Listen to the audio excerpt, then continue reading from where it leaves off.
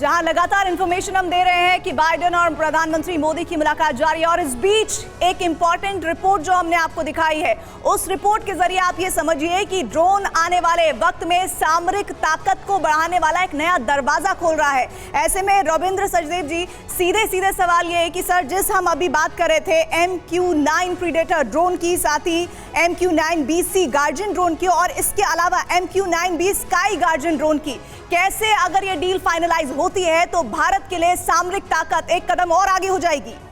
मैं इसको एक सिंपल तरीके से ऐसे देखता हूं कि हम 31 फाइटर एयरक्राफ्ट ले रहे हैं, थोड़े छोटे हैं साइज में पर कैपेसिटी तो इनकी सारी वही है, उतनी हाइट पे उड़ते हैं, 1200 किलोमीटर तक जाते हैं, माइल्स तक जाते हैं, मिसाइल लेते हैं, जेट एम्स बॉम्ब्स लेते हैं और ये पायलट लेस है।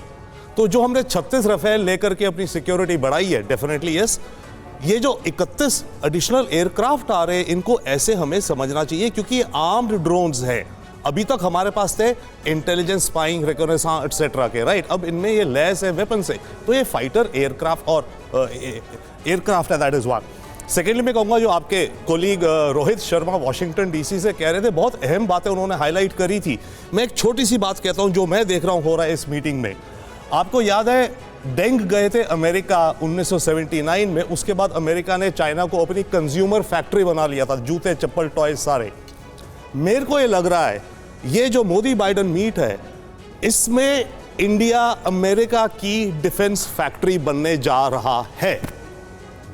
अमेरिका को अपनी डिफेंस प्रोडक्शन बढ़ानी है। अमेरिका की डिफेंस प्रोडक्शन कम हो गई है, यूक्रेन में दिए जा रहे हैं, नेटो को दिए जा रहे हैं, ताइवान को देना है, चाइना से जंग के लिए तैयारी करनी है। अमेरिका को एक इंडस्ट्रियल प्रोडक्शन बेस चाहिए। अमेरिका की अपनी इंडस्ट्री, आई थिंक ये एक्सपर्ट्स हैं, इंडस्ट्रियल बेस छोटी छोटी कंपनी जो सप्लाई करती हैं सारी बंद हो गई हैं पिछले 30 साल में, बड़ी बड़ी रह गई हैं बट बेस नहीं रहा। इंडिया के पास एबिलिटी है वो बेस खड़ा कर देने की, लो कॉस्ट पे, और बना करके अमेरिका को सप्लाई करने की, या जो भी अमेरिका के जो भी पार्टनर्स हैं जिनको अमेरिकन इक्विपमेंट चाहिए। उसके अलावा यस, डेफिनेटली ये सब हमारी अपनी यूज के लिए जो हमें चाहिए और हमारा ये बड़ी बात आप कह रहे हैं कि अगर ऐसा होने वाला है तो ये जैसा कि भारत चाहता भी है, ये भारत को आर्थिक तौर पर, अर्थव्यवस्था के तौर पर बहुत मदद करेगा और एक शक्ति के तौर पर भी भारत के लिए वो बहुत अहमियत रखेगा। लेकिन सर, जिसके बारे में हम बात करें, आइए अपने दर्शकों को प्रीडेटर ड्रोन के बारे में भी और जानकारी देते हैं। ये ड्रोन भारत के लिए कितना खास है, जिसकी बात अभी रविंद्र जी कह रहे थे कि ये ऐसा ही है जैसे हम फाइटर जेट खरीद रहे हो। MQ-9 प्रेडेटर ड्रोन क्या है, दरअसल आपको बताते हैं इसकी क्या खासियत है। उड़ान का समय इसका लगातार 40 घंटे तक उड़ान भर सकता है। उड़ान की सीमा इसकी 40,000 फीट तक है और इसकी मारक दूरी 11,000 किलोमीटर है। इसकी रफ्तार 388 किलोमीटर प्रति घंटे है। इसकी लंबाई 38 फीट है। ताकत इसकी ये है कि ये हेलफायर मिसाइल से लैस है, यानी ये हथियारों से लैस ड्रोन है। हथियार का वजन 2177 किलोग्राम की 9 मिसाइल ले जा सकता है, यानी इतने हथियार ये एक साथ एक समय में ले जा सकता है। इतनी ताकत रखता है ये ड्रोन, और इसी वजह से हमारे जो एक्सपर्ट यहाँ मौजूद है वो ये कह रहे हैं कि ये ठीक ऐसा ही है जैसे हम और फाइटर जेट्स खरीद रहे हो जो हथियारों से लैस हो, मिसाइलों के साथ लैस हो। राजीव नयन जी, आप इत्तेफाक रखते हैं रविंद्र जी से, क्योंकि हम चाहते भी हैं, प्रधानमंत्री नरेंद्र मोदी कई बार कह चुके हैं कि भारत चाहता है कि वो, अब क्योंकि हम सेमीकंडक्टर के बारे में भी सुन रहे हैं कि उसके बारे में भी डील होगी, लेकिन अगर डिफेंस हब बनता है, हम उस क्षेत्र में भी अपने आप को अव्वल साबित करने की कोशिश करते हैं और ये डील उसमें अहम योगदान करेगी, तो फिर भारत के लिए वो कितनी बड़ी उपलब्धि है? देखिए, निश्चित एक बहुत बड़ी उपलब्धि है। और यह जो डील बता रही है, जो जिसे कहते हैं पोस्ट कोल्ड वॉर पीरियड में एक डाइवर्सिफिकेशन की जो एक जो ट्रेंड, एक प्रवृत्ति हुई थी, इसी का एक तरह से ये दिखावा है, इसका एक डेमोन्स्ट्रेशन है, एक प्रदर्शन है कि आपको जहाँ से अच्छी तकनीकी मिले आप वहाँ से हथियार खरीद कर ला रहे हैं। उन्नत और विकसित एक तरह से एक तकनीकी ला रहे हैं अपने देश में, अपने सुरक्षा के लिए। तो अभी भारत ने क्या किया, अभी उनका जो सबसे अच्छा सक्षम जो ड्रोन है उसे लाया। देखिए, उसके पहले हम क्या करते थे, इजराइल पर थोड़ा सा, जैसे पूरी दुनिया आश्रित थी, हम भी थोड़ा उनके तरफ झुकाव किए थे। लेकिन अमेरिका ने चारों तरफ से अच्छी तकनीकी लाई। इंजन, जो सबसे महत्वपूर्ण विषय इसमें है वह इंजन है। उसके अलावा कैमरा इसमें, जो अभी बताया कि सर्विलेंस ही पहले हुआ करता था, आज के दिन में वह पेलोड, जो कि एक नया फीचर है। और यह नया फीचर इसलिए आया क्योंकि उसकी एक अच्छी इंजन कैपेसिटी उसके अंदर डाली गई, इनकॉर्पोरेट की गई, उसको इंसर्ट की गई। तो वह एक आज के दिन में एक लीडिंग, जो आप कहेंगे ड्रोन, वह बनकर आई है। और भारत ने ऐसे उन्नत ये नहीं है कि वह मित्र राष्ट्र है, वह नहीं मित्र राष्ट्र है।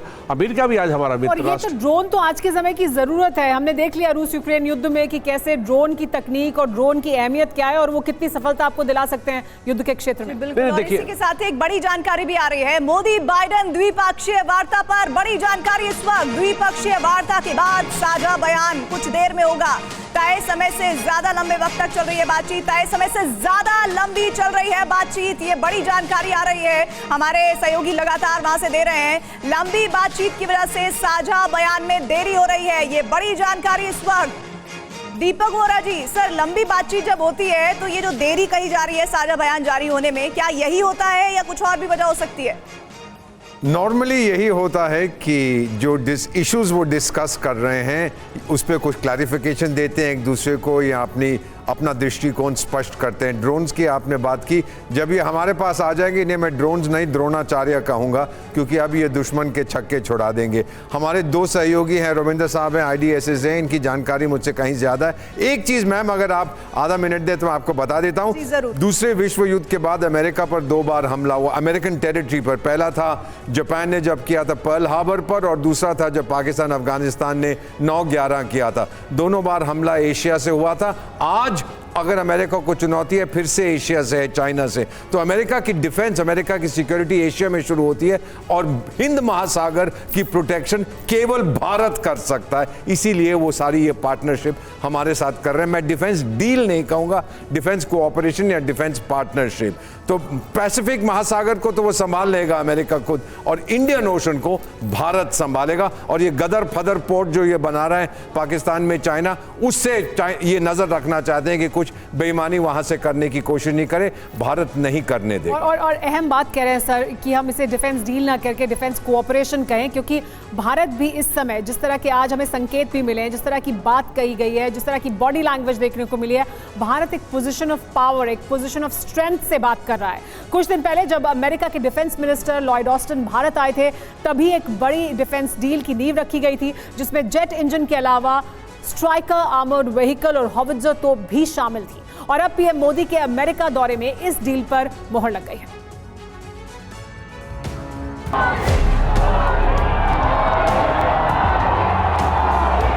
Mr. Prime Minister, thank you for your partnership, and I'll turn it over to you.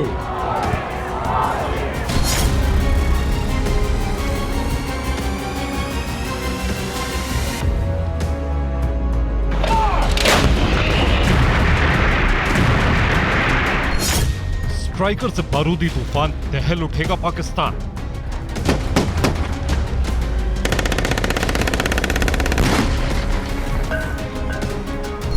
जब होवित्जर गरजेगा, चीख उठेगा चीन।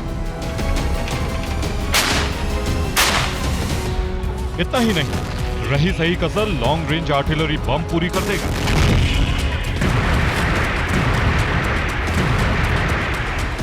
क्योंकि 3 हाहाकारी हथियारों को लेकर अमेरिका से डील हो चुकी है। इन हथियारों की तैनाती उन तमाम पॉइंट्स पर की जाएगी जहां से चीन पाकिस्तान की हर साजिश को रौंदा जा सके।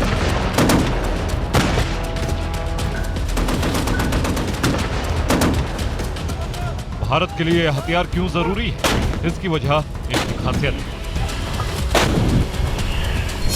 अगर सबसे पहले स्ट्राइकर की बात करें तो इसे दुनिया का सबसे शक्तिशाली बख्तरबंद वाहन माना जाता है। स्ट्राइकर हल्की होने की वजह से हर तरह के रास्ते पर चल सकती है। स्ट्राइकर का वजन लगभग 16.5 टन। इसमें लगे मोबाइल गन सिस्टम के साथ 105 mm की तोप भी लगी है। साथ ही एंटी टैंक गाइडेड मिसाइल से लैस ये टैंकों को भी तबाह करने की ताकत रखता है।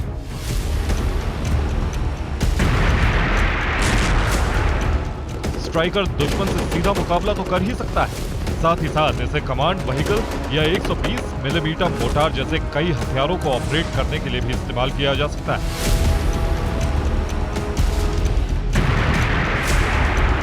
डील के जरिए टेक्नोलॉजी ट्रांसफर होगा, जिससे हम अमेरिका के साथ मिलकर इसे अपने यहां तैयार कर पाएंगे।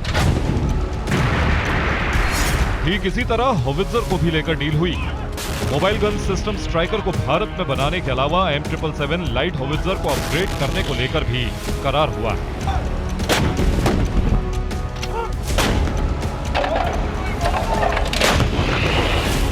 जिसमें होवित्जर की रेंज बढ़ाई जाएगी, जिससे होवित्जर की मारक क्षमता बढ़ सके। भारत के पास जो M777 लाइट होवित्जर तोप हैं, वो लद्दाख से लेकर अरुणाचल तक के पहाड़ी इलाकों में तैनात हैं। अभी 1 मिनट में 7 गोले दागने की क्षमता है और 40 किलोमीटर रेंज है।